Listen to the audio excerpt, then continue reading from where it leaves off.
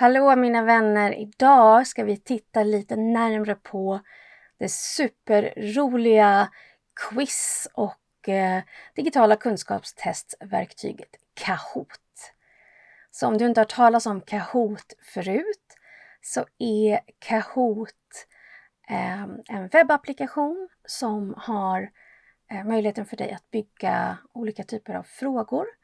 Och sen kan du låta dina deltagare spela Kahoot och antingen kan ni göra det live, synkronisera tillsammans i ett fysiskt eller virtuellt klassrum, eller så kan dina deltagare göra det i samband med att de genomför någon typ av självstudier eller liknande lite inom en tidsperiod som du väljer. Det enda som krävs för att dina deltagare ska kunna spela Kahoot är egentligen en enhet. Det vanligaste är om vi gör det tillsammans att vi ber alla ha med sig en mobiltelefon utöver skärmen de tittar på. Och så spelar de i mobilen men de tittar på skärmen. Låt oss undersöka Kahoot lite närmare. På Kahoot så finns det olika planer för skolor och arbetsplatser. Så att skolor använder faktiskt Kahoot helt gratis. Medan vi som driver någon typ av företag eller liknande, vi får betala. Så det finns lite olika planer. Jag befinner mig just nu på den här Pro-planen. Men en standardplan börjar på 10 euro i månaden. Och då kan du ha 20 spelare per Kahoot och en host, alltså en person som håller i spelet per organisation. Pro gör att du kan ha upp till 50 spelare samtidigt i varje sådär. Du kan också använda flera funktioner, så polls och puzzles och liknande. Och sen så finns det också 360 plus, det är om du har riktigt mycket deltagare per Kahoot. Då kostar det 40 euro i månaden. Och sen finns det någon slags mega amazing super Kahoot för dig som har mer än 2 eller upp till 2000 personer som ska kunna spela samtidigt. Så att det finns, du får titta lite själv på kanske vad du behöver. Den här Pro-planen har en 7 dagars gratis testperiod. Om du är inte en kanske traditionell skola, men om du jobbar på en utbildningsavdelning i ett statligt bolag eller så vidare, så kan det vara värt att höra av sig och fråga om ni kan räknas som en skola. Det är inte säkert att de godkänner det, men det är alltid värt att försöka. När vi kommer till våran kontrollpanel, eller om ska säga våran startsida, så ser det ut så här. Så jag har mina olika funktioner här uppe. Jag har lite om mitt konto här. Jag kan se mina Kahoots som jag har byggt här. Sen har jag massa information och tips och tricks och rapporter och hej och tjena som jag kan titta på. Det vi kan göra här nu är att vi kan gå till Create, så det gör vi. Och då kan vi skapa en ny Kahoot. De har också olika templates, men vi väljer bara en helt ny så vi får kika på vad som händer och vad som funkar. Så den första frågesorten den föreslår är en quizfråga. Och det du kan göra då, det är att du kan lägga upp en bild. Nu tar jag bara en uggla här för sakens skull. Du kan välja att den ska komma in i bild sakta men säkert. Så att bilden kan vara en ledtråd till din fråga. Sen skriver du din fråga här, så kanske bara vilket djur hoar på natten, säger du, eftersom jag har valt en uggla här. Och då kanske vi väljer hök. Sen har vi då uggla som är rätt svar, så då markerar vi här att det är rätt svar. Sen så kanske ska vi komma på någonting mer bara för det. Kanin. Grävling. Nu är det här kanske lite för lätt, men det är bara för att vi ska se hur det här kommer funka. Vi kan välja hur länge dina deltagare ska ha på sig att svara på den här frågan. Så standard är 20 sekunder, men du kan gå in och ändra till så lite som 5, 10, eller du kan också dra upp det till väldigt lång tid om du känner att du inte vill sätta för mycket tidspress. Och faktumet är att även när man hör ganska enkla frågor så ställer tidspressen till det så pass att vi ibland svarar fel. Så att tidspressen är ett kul moment för vissa och ett stressmoment för andra. Och beroende på dina deltagare så får du välja lite hur du vill tänka och göra med det. Du döper din Kahoot här uppe. Så det kan vi göra. Vi döper den till test Kahoot. Och sen kan vi beskriva den. Vi kan beskriva att det är en test. Vi kan välja ett språk. Vi kan välja visibility. Och everyone, om jag förstår saken rätt, betyder att folk som har Kahoot-appen, även om de inte tillhör din organisation, kan spela den här Kahooten. Du kan gå och välja olika sorters musik. Jag har hittills inte lyckats räkna ut hur man väljer att inte ha någon musik. Så jag brukar bara få dra ner volymen när jag kör det här. Och jag kan också välja att ha en lobbyvideo, alltså en video man ser medan man väntar på att vi ska dra igång. Det brukar jag inte göra, men det går bra. Man kan ha branding om man har ett pro-konto. Men det behöver vi inte ha. Jag kan också skapa olika mappar. Så att jag vet vad jag vill ha dem här. Och så trycker vi spara. Sen kan vi då gå hit till add question. Och så ser vi att vi har olika alternativ. Några av dem är pro. Så de kanske man inte har tillgång till beroende på vad ni har betalat för. Men vi kan då välja sant eller falskt. Samma sak här. Vi kan... vi tar samma. Vi tar vår uggla igen här. Vi tar samma uggla.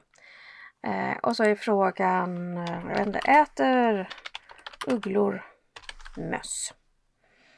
Och istället för att det står på engelska här så kan ni bara gå hit och välja sant och falskt. Så då har vi en till fråga. Man kan ha en question bank, det vill säga man kan spara frågor och man kan hitta frågor här. Men vi lägger bara till en till. Så kan vi kanske välja pussel. Och pussel går ut på att man ska lägga saker i en viss ordning. Så i vilken ordning skedde dessa historiska händelser? Så vidare.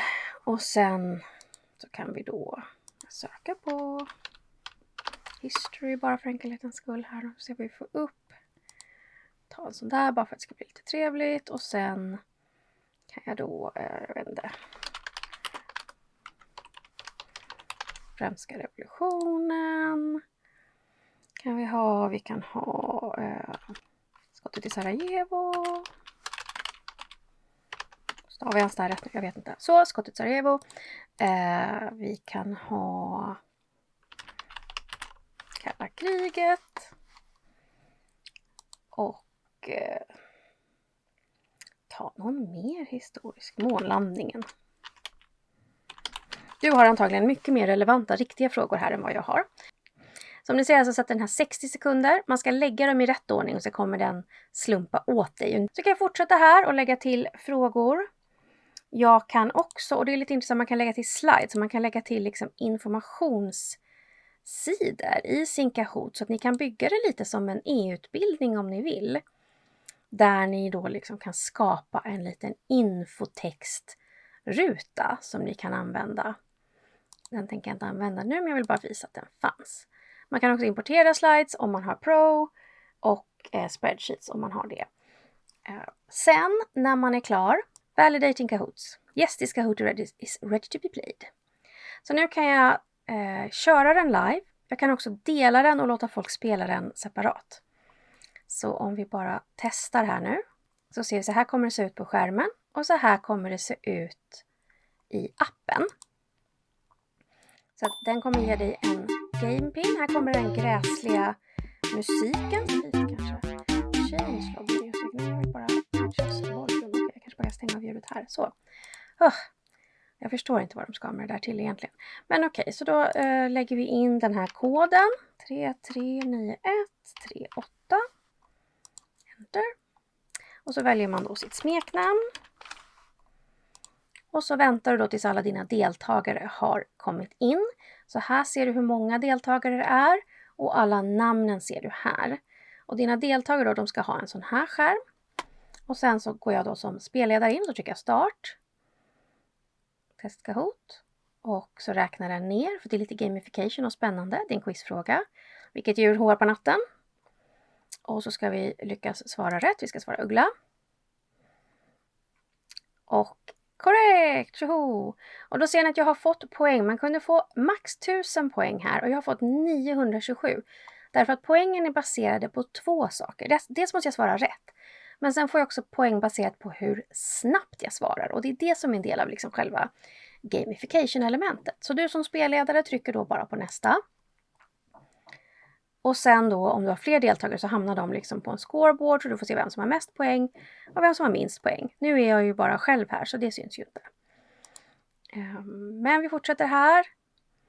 Äter ugglor möss? Vi svarar fel här, vi väljer falskt. Eller förlåt, där väljer vi falskt på våran telefon. Åh nej. Men eftersom jag är själv här så är jag on the podium i alla fall. Så du ser att jag fortfarande leder eftersom jag är ensam. Men annars hade det här liksom hoppat och ändrat så varit roligt. Och sen går vi till vår tredje fråga som då är ett pussel. Och mitt mål är nu att ni ser här. Ta de här och lägga dem i rätt ordning. Så vi börjar med franska revolutionen. Vi tar skottet till Sarajevo. Så gjorde vi så bara för att det skulle bli rätt. Sådär. Och sen så får man välja. Man är klar. Yes, och då får jag veta att jag har svarat rätt och jag var ganska snabb så jag fick 843 poäng. Och nu när den här är klar så får vi upp som ett litet podium där vi får se vem som kom på 3:e plats, på 2:a plats och eftersom det bara är jag så är det bara jag på 1:a plats. Men det här är ganska kul, det är väldigt interaktivt att spela med sina deltagare.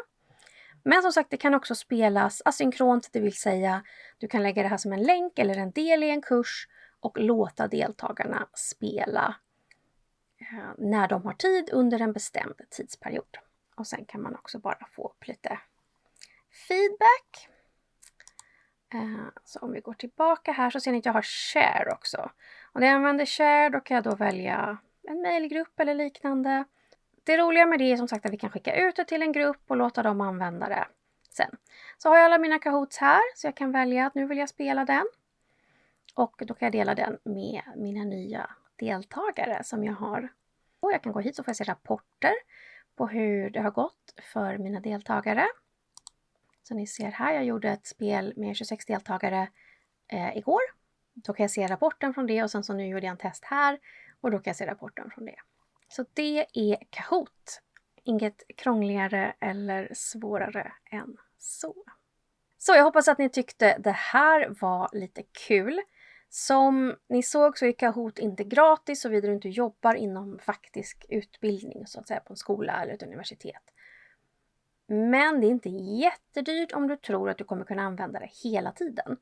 Så om du genomför utbildningar, säg var eller varannan vecka, då tror jag att den här investeringen är värd pengarna. Är det däremot så att du kanske kör utbildningar 2-3 gånger om året, då tänker jag att det här kanske är lite dyrt och du borde titta på andra sätt att skoja till det i klassrummet. Du skulle också bara kunna vara lite strategisk och starta en sån här 7 dagars testperiod kopplat till när du ska ha ett kurstillfälle. Så kan du också utan att faktiskt behöva låsa dig till ett pris se hur det här funkar för dig, se om du tycker att det är kul och bestämma därifrån om du är beredd att betala för det här eller inte. Det var allt jag hade idag. Jag hoppas att ni har tyckt att det här var intressant, trevligt och förhoppningsvis användbart. Jag kommer tillbaka varje torsdag med nya tips och tricks. Jag testar verktygen så ni får veta hur de funkar. Och jag hoppas att det här hjälper dig i ditt liv, dina utbildningar och din utbildningsproduktion. Ha det bra så länge. Adjö, adjö.